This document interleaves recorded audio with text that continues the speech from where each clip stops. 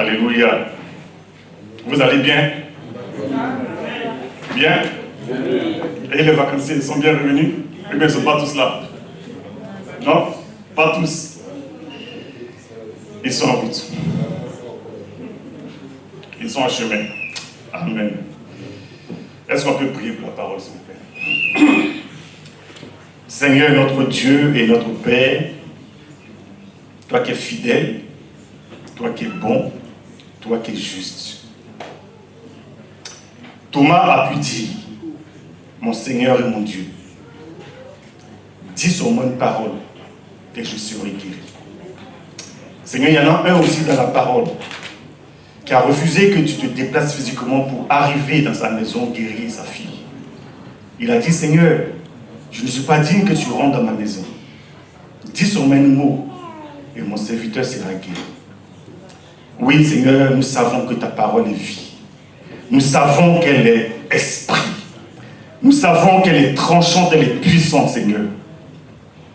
Ce matin, c'est de toi que nous avons besoin et c'est de ton Saint-Esprit que nous avons besoin. Que les cœurs soient préparés, disposés. Que je sois utilisé, Seigneur, pour atteindre ton objectif. Chacun s'est posé des questions. Chacun s'attend à toi, Père. Mais par un seul, le même esprit, Seigneur, je crois que tu réponds à chacun et à chacune. Parfaitement, Seigneur. Que personne ne retourne avec un vide dans son cœur. Que personne ne retourne avec des inquiétudes et des soucis. Seigneur, garde-nous et bénis-nous au nom de Jésus. Amen. Amen. Alléluia. Bien-aimés, ce matin, j'ai à cœur de parler d'un point qui me paraît important. J'ai à cœur qu'après la prédication, on puisse prier. Prier pour quelque chose qu'on fait déjà, pour quelque chose qu'on fait habituellement. Mais peut-être qu'on a perdu de vue, ou peut-être qu'on a dévalorisé à force de le répéter. Alléluia. Ce matin, j'ai à cœur de parler d'un sujet que j'ai intitulé « Le témoignage des puissants ». Alléluia. Alléluia. Amen. Vous ne me répondez pas. Amen. Alléluia. Amen. Le témoignage des puissants. Et c'est à partir du livre des Actes des Apôtres que ce thème-là est né dans mon cœur. Alléluia. Et si vous voulez bien, on va faire la lecture de Actes des Apôtres au premier chapitre, du verset 1 au verset 8, ou si vous voulez au verset 9. Voici ce que Luc, qui a écrit le livre des Actes des Apôtres, a pu écrire. Il dit, Théophile, j'ai parlé dans mon premier livre de tout ce que Jésus a commencé de faire et d'enseigner dès le commencement, jusqu'au jour où il fut enlevé au ciel, après avoir donné ses ordres par le Saint-Esprit aux apôtres qu'il avait choisis. Après qu'il eut souffert, il leur apparut vivant et leur en donna plusieurs preuves, se montrant à eux pendant 40 jours et parlant des choses qui concernent le royaume de Dieu. Comme il s'est trouvé avec eux, il leur recommanda de ne point s'éloigner de Jérusalem, mais d'attendre ce que le Père avait promis, ce que je vous ai annoncé, leur dit-il. Car Jean a baptisé d'eau, mais vous, dans peu de jours, vous serez baptisés du Saint-Esprit. Alors les apôtres lui demandèrent, Seigneur, est-ce en ce temps que tu rétabliras le royaume d'Israël? Il leur répondit, ce n'est pas à vous de connaître les temps ou les moments que le Père a fixés de sa propre autorité. Mais vous recevrez une puissance. Le Saint-Esprit survenant sur vous, et vous serez mes témoins. À Jérusalem, dans toute la Judée, dans la Samarie et jusqu'aux extrémités de la terre. Après avoir dit cela, il fut élevé pendant qu'il le regardait et une nuée les déroba à les yeux. Amen. Bien aimé, le verset 8 est clair. Le verset 8 nous dit que Jésus, qui est ressuscité le 3e jour après sa mort et son ensevelissement, s'est présenté plusieurs fois à ses disciples en tant que ressuscité. Il a continué de faire son enseignement, il a continué de faire des prodiges, il a continué de les renseigner. Au moment où il devait monter au ciel, sous les regards, il leur a fait encore une autre promesse. Il dit, vous recevrez une puissance. Le Saint-Esprit suivra sur vous et vous serez mes témoins. Et donc, pendant un certain temps, j'avais des questions sur ce verset. Je me posais la question, mais pourquoi Jésus a associé le Saint-Esprit et le témoignage? Tous ceux qui sont convertis peuvent dire, je suis témoin de Jésus. Tous ceux qui ont expérimenté Jésus peuvent dire, oui, je suis témoin de Jésus. Mais j'ai reçu dans mon cœur que Jésus, en réalité, a sélectionné ceux qui devaient porter son témoignage. Amen. Il les a sélectionnés par le Saint-Esprit de Dieu. Et dans cette sélection, il les a qualifiés. Parce que Jésus estime que pour porter son témoignage, il faut avoir un certain caractère. Amen. Si tu ne l'as pas, tu es converti, tu es chrétien, tu peux parler, c'est normal. Mais pour porter son témoignage, il faut que tu sois puissant. Amen. Et c'est la raison pour laquelle je me dis qu'il est bon que nous entretenions sur le thème, le témoignage des puissants. Parce qu'en réalité, si tu as été choisi, c'est parce que Dieu t'a rendu capable de porter son témoignage. Amen. Mais c'est des choses que nous méprisons, c'est des choses que nous banalisons, c'est des choses sur lesquelles nous nous asseyons. En fait, bien aimés, tous ceux qui sont remplis du Saint-Esprit de Dieu, ils sont puissants de Dieu. C'est des puissants parce que Jésus le qualifie comme ça. Alléluia. Alléluia. Amen. Et donc, c'est de ce point que nous allons parler en quelques moments. Et puis après, nous allons prier. Pour que celui qui a déjà reçu le Saint-Esprit se réalise comme envoyé de Dieu, en mission de Dieu, en mission de témoignage. Et qu'il doit faire certaines choses qui démontrent que Dieu est avec lui et qu'il expérimente le Seigneur. Amen. Et celui qui n'a pas encore le Saint-Esprit de Dieu, qui puisse aspirer à cela pour être aussi dans la lignée des témoins de Jésus. Il faut retenir déjà qu'en sélectionnant ces témoins par le don du Saint-Esprit, en réalité, Jésus fait confiance à tous ceux et toutes celles à qui il a donné son Saint-Esprit. Amen. Amen. C'est une confiance qu'il place en chacun. C'est-à-dire qu'il prend le risque de te communiquer des qualifications surnaturelles en espérant, en attendant en retour de ta part que tu puisses te mettre au travail, que tu puisses te mettre en œuvre pour les royaumes qu'il est en train de construire et qu'il va venir prendre lors de son second retour. Donc en faisant cela, en te donnant les dons du Saint-Esprit, en te qualifiant, c'est de façon surnaturelle qui te rend puissant. Tous ceux qui sont remplis du Saint-Esprit de Dieu sont puissants dans le nom de Jésus. Ce qui veut dire que pour être témoin de Jésus, comme je l'ai dit tout à l'heure, il faut être puissant. Il ne faut pas avoir peur de dire que je suis puissant. Il ne faut pas avoir peur parce que c'est Christ qui l'a dit. Mais après, la question est de savoir comment tu vas utiliser ta puissance. Il ne faut pas gaspiller la puissance. Mais surnaturellement, mais spirituellement, Dieu t'a rendu capable de beaucoup de choses que peut-être tu ignores. C'est pourquoi le diable continue de faire ses mensonges. Alléluia. Alors, il te rend témoin pourquoi? C'est pour marcher dans ses œuvres à lui. C'est pour marcher dans ses pas. Et la Bible nous rassure d'une chose, c'est que Christ est apparu pour détruire les œuvres du diable. C'est sa mission. Il est venu pour ça. Pour détruire les œuvres du diable. Et donc, les puissants de Dieu, les puissants témoins de Christ doivent aussi rentrer dans ses pas. Et voir aussi les œuvres du diable à détruire.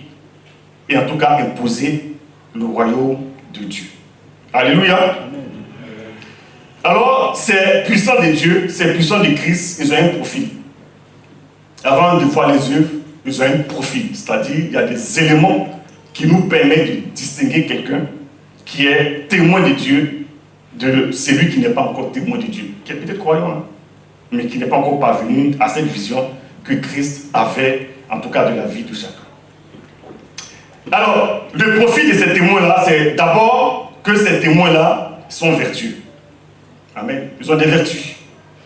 Ils ont des vertus parce qu'ils ont un esprit de force. Amen. Ils ont un esprit d'amour et ils ont un esprit de sagesse. Et ce sont ces trois caractéristiques-là que Paul a rappelées à son fils Timothée. Il a dit dans 2 Timothée, au chapitre 1er, versets 6 à 11, il dit, c'est pourquoi je t'exhorte à ranimer le don de Dieu que tu as reçu par l'imposition de mes mains. Car ce n'est pas un esprit de timidité que Dieu nous a donné, mais un esprit de force, d'amour et de sagesse. N'aie donc point honte du témoignage à rendre à notre Dieu, à notre Seigneur, ni de moi son prisonnier, mais souffre avec moi pour l'évangile par la puissance de Dieu. Alléluia. Donc on voit ici que les témoignages que Paul demande à Timothée de rendre est associé à la puissance de Dieu que lui il a pu communiquer à Timothée par l'imposition de ses mains. Parce que le Saint-Esprit se communique aussi par l'imposition des mains. Ça, c'est la puissance de Dieu qui se manifeste de cette manière. Alléluia. Donc, Timothée, à un moment donné, avait perdu de vue sa vocation. Il était intimidé, il était effrayé, il était jeune, c'est vrai, mais il ne se mettait pas en situation d'être réellement le témoin que Christ avait choisi et qualifié pour proclamer sa parole, pour annoncer l'évangile, pour libérer les captifs, pour guérir les malades, pour annoncer le royaume de Dieu. Timothée était très impressionné, très intimidé. Et donc, Paul a dû revenir pour lui dire, écoute, il ne faut pas plaisanter, il ne faudrait pas négliger l'expérience que tu as vécue. Souviens-tu qu'un jour, nous étions en train de faire la prière et conduit par le Saint-Esprit, je t'ai imposé les mains et ce jour-là, quelque chose s'est passé dans ta vie, quelque chose s'est déclenché dans ton cœur et tu as ressenti qu'il y avait la puissance de Dieu qui était sur toi et que cette puissance était rattachée à une mission. Amen. Donc il a réveillé cela et il lui a dit, ton esprit est un esprit de force. C'est quoi un esprit de force? C'est quelqu'un qui lutte, c'est quelqu'un qui combat, c'est quelqu'un qui tient, c'est quelqu'un qui encaisse des coups, c'est quelqu'un qui est déterminé, c'est quelqu'un qui est convaincu que la position qu'il a adoptée est la bonne position. Amen. Amen. Et l'esprit qui caractérise les puissants, c'est également un esprit d'amour, bien aimé. Paul, il a tellement souffert dans son ministère. Il a reçu combien de fois? 39 coups, 40 coups moins 1. On l'a bastonné, on l'a chicoté, il a lutté, il dit qu'on vents et marées. Il était en péril partout, il a fait des jeûnes multipliés, il était dans les prisons, il a été au péril de sa vie en tant que témoin de Jésus. Il sait qu'il y a une souffrance qui s'attache au témoignage, mais c'est dans la puissance de Dieu qu'on peut triompher, on peut vivre ces choses. Donc être témoin de Christ, c'est aussi recevoir la puissance et vivre dans la puissance de Dieu, par un esprit de force, d'amour et de sagesse. La sagesse, c'est la capacité de savoir faire, de faire des choses avec la manière, de faire des choses avec la bonne méthode, de savoir comment s'adapter dans un contexte sans perdre son objectif. Alléluia.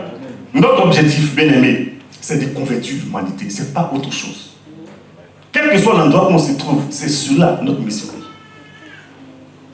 Quelle que soit notre trajectoire, notre parcours, c'est de dire l'humanité doit être gagnée à Christ.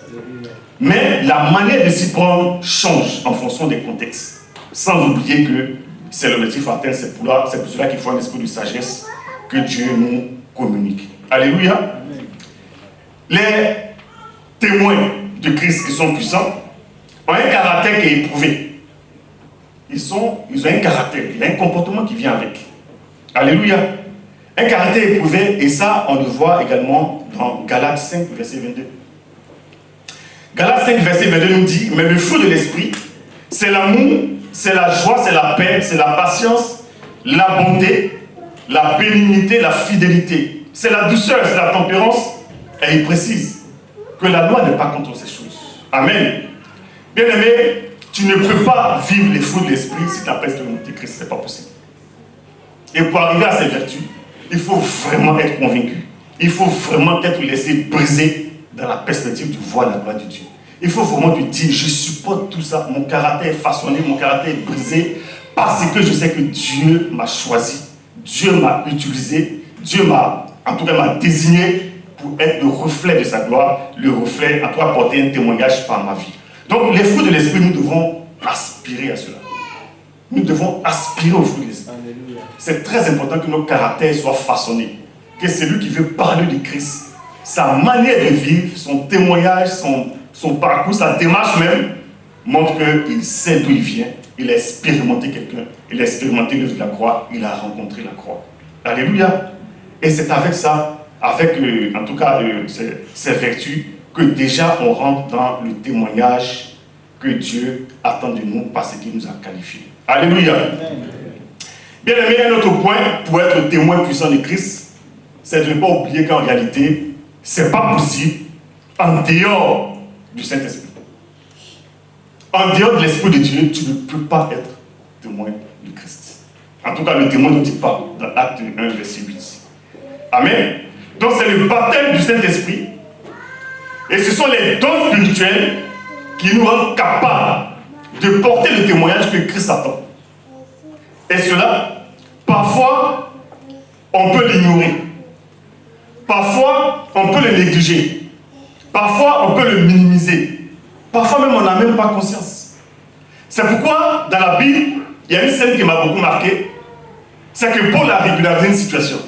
Il y a des gens, ils étaient croyants, et puis ils n'avaient pas la bonne perspective, ils n'avaient pas la bonne situation. Et Paul les a croisés, et il a régularisé les situations, et il les a mis en mission d'être des témoins de Jésus.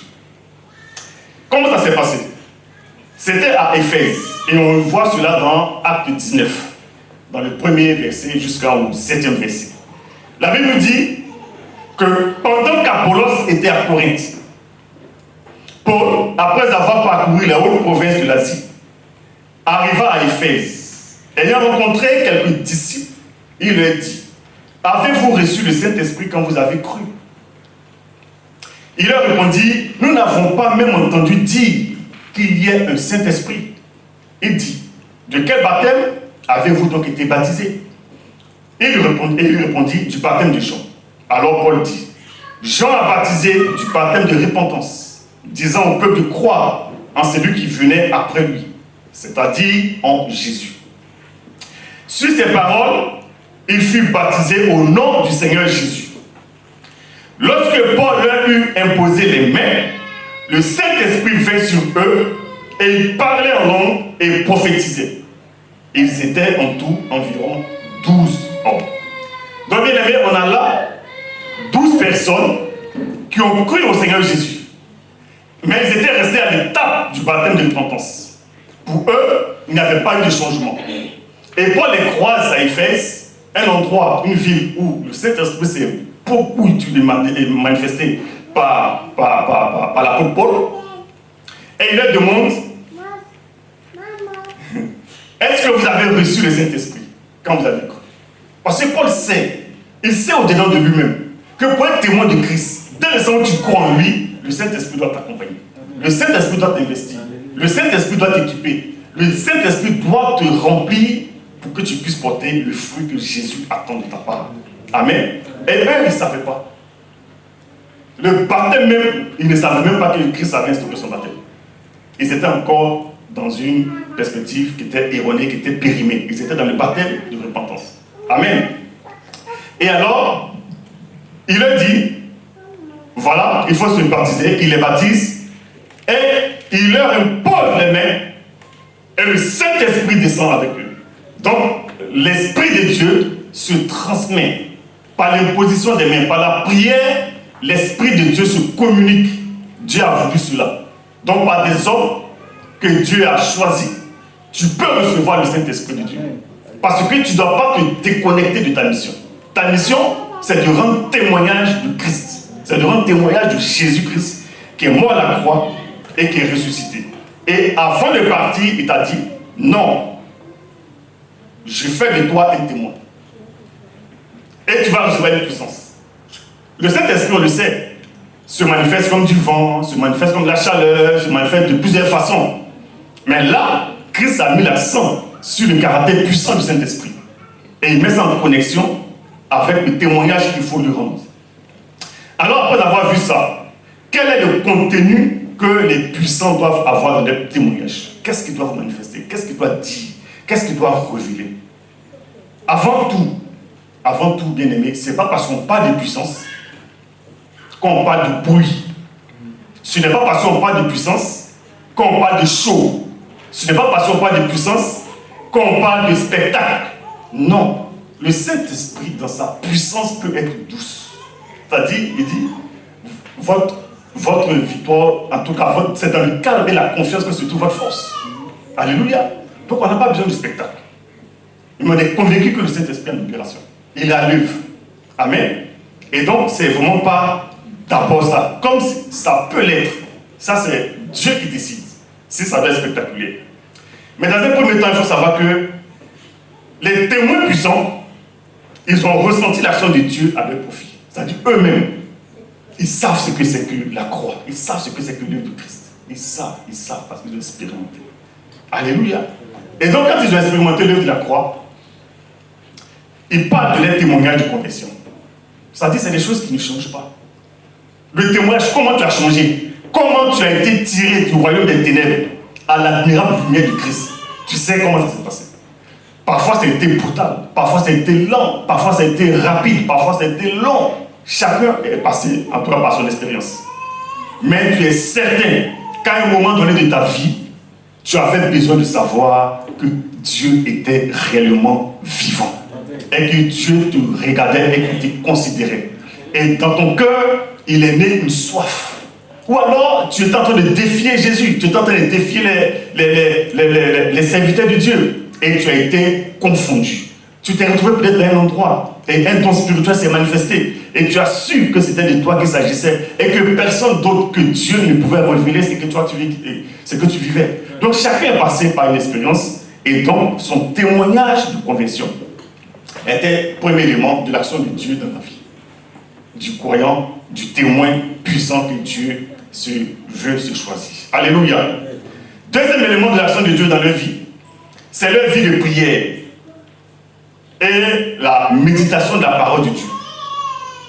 Bien aimé, quand le Saint-Esprit est avec toi, la lecture et la méditation de la parole de Dieu ont un autre envergure. En fait, quand le Saint-Esprit ne te conduit pas, la Bible, tu ne peux même pas la comprendre parce que c'est difficile à comprendre. Les mots, les contextes, le style, et tout ça est compliqué pour l'esprit qui n'est pas régionné. Quand le Saint-Esprit est éloigné. Amen. Or, c'est le Saint-Esprit qui éclaire la parole. Alors, quand tu l'as expérimenté, ta vie de prière également change. Parce que tu pries avec conviction. Tu pries, tu sais qu'en fait les choses sont déjà acquises. Mais tu viens parce qu'il te faut entretenir ta relation avec ton Père. Il te faut entretenir ta relation avec ton Dieu. Parce que tu sais que de toute façon, c'est à lui que revient le dernier mot. Tu sais que de toute façon, ce qu'il a décidé doit s'accomplir.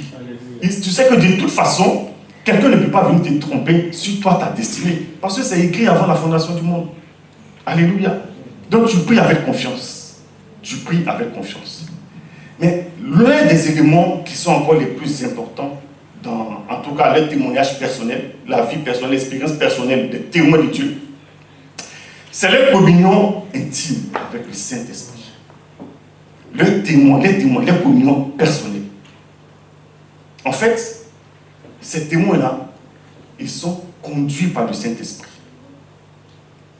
En réalité, être conduit par le Saint-Esprit, ce n'est pas facile, ce n'est pas évident. Alléluia. Ce n'est pas évident.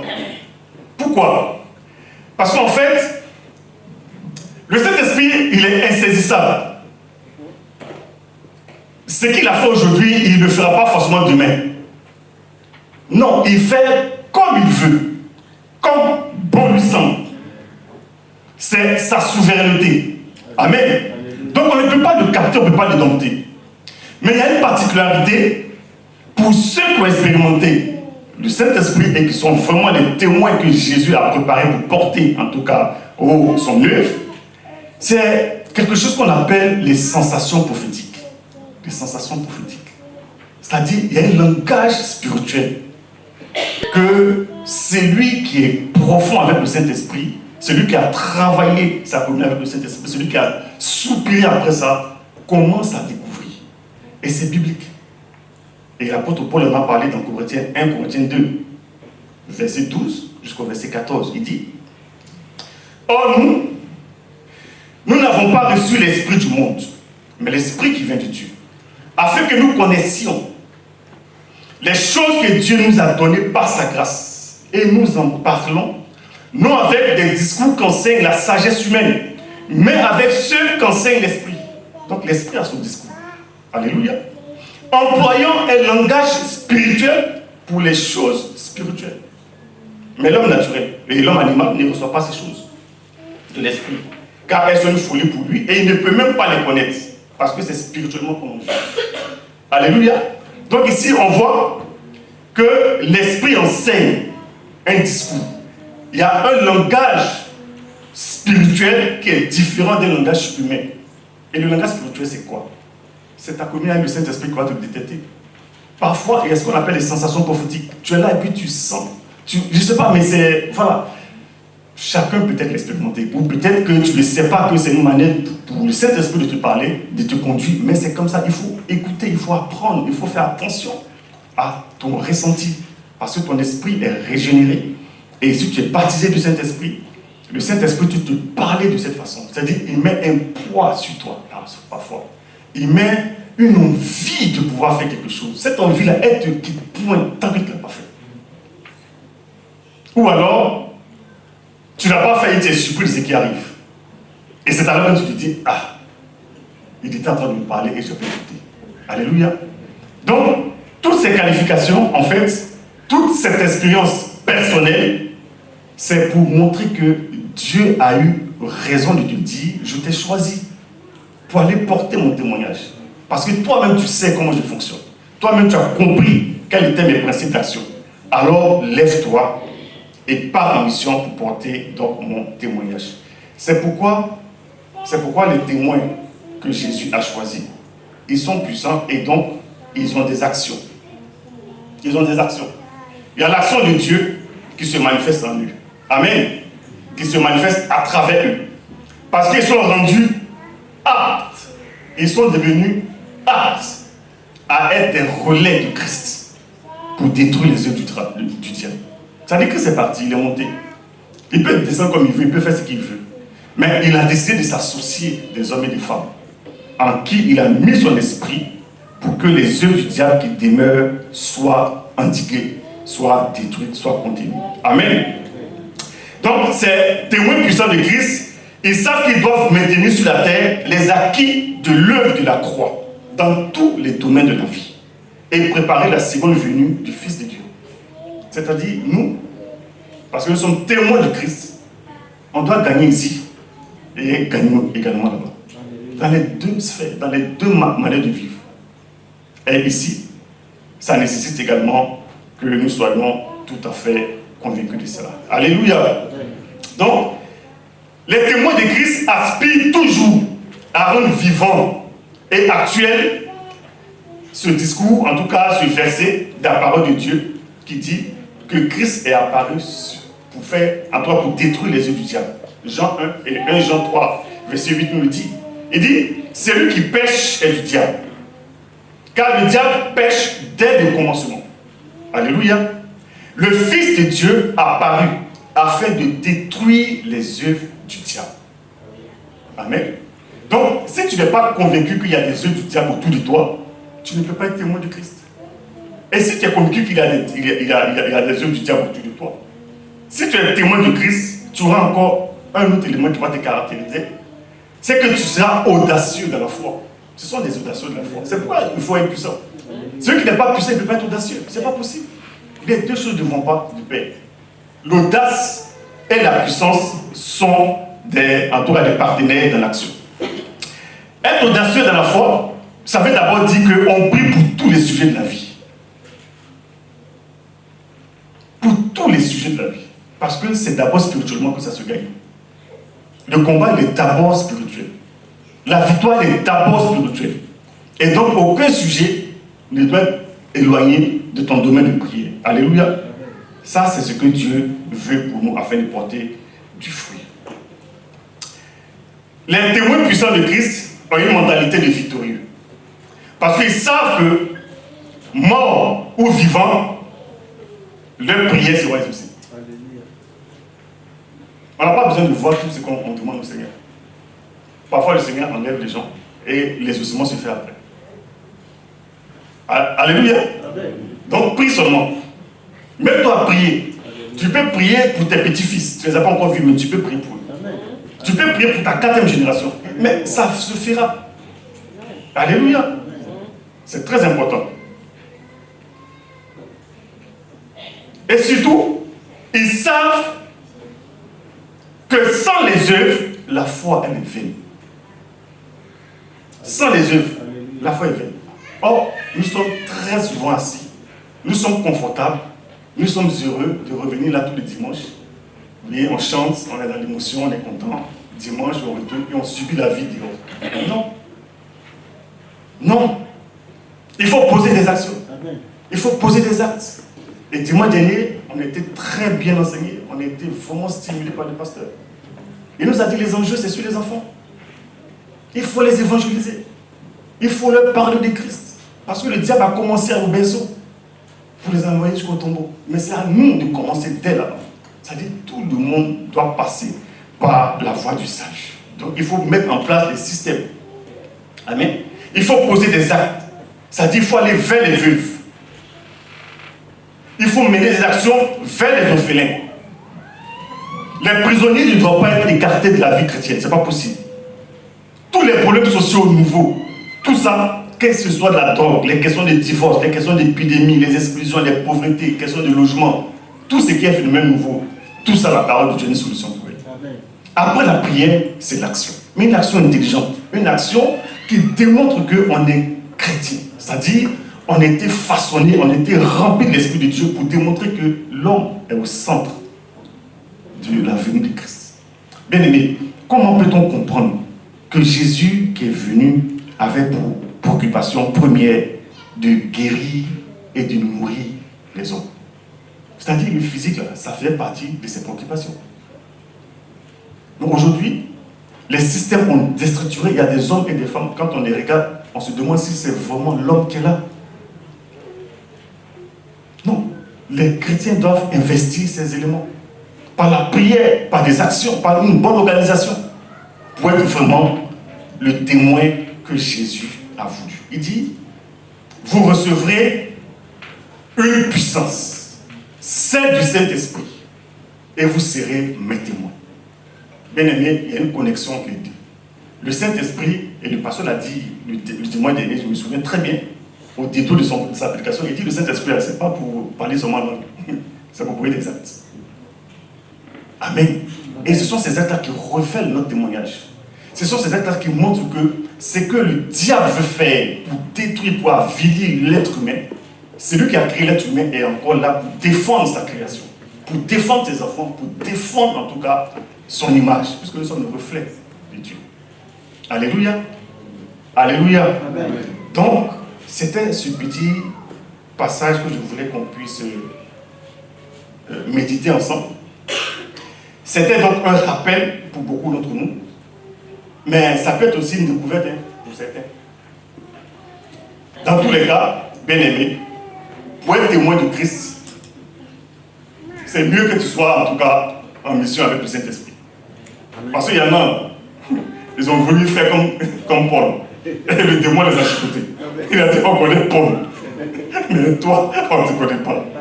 Donc être vide et aller affronter le diable, il ne faut mieux pas. Il faut être rempli du Saint-Esprit. Il faut aspirer au Saint-Esprit. Et mais sache, à partir d'aujourd'hui, si tu doutais, qu'en fait, parce que tu as reçu le Saint-Esprit, tu es devenu puissant. Et moi, c'est cet enseignement que j'ai reçu. En fait, nous sommes des puissants assis. Nous sommes des explosifs qui s'ignorent. Et nous sommes confortables dans nos limitations individuelles. Non. Il nous faut agir. Il nous faut poser des actes. Il nous faut demander la stratégie. Il nous faut demander l'intelligence au Seigneur pour poser des actes de foi. Pour être dans l'audace de la foi. Amen. Et le Saint-Esprit confirme, en fait, ce que nous faisons sous sa direction. Alléluia. Alléluia. Alléluia. Alors, qui est témoin de Christ ce matin? Qui est témoin de Christ ce matin? Alléluia. Qui veut rentrer dans sa fonction? Qui veut agir comme témoin de Christ ce matin? Qui veut renouveler son attachement à cette fonction que Dieu lui a donnée par plus grâce, par plus souveraineté? Tu as été choisi, bien-aimé. Si tu as eu le Saint-Esprit, tu as été choisi.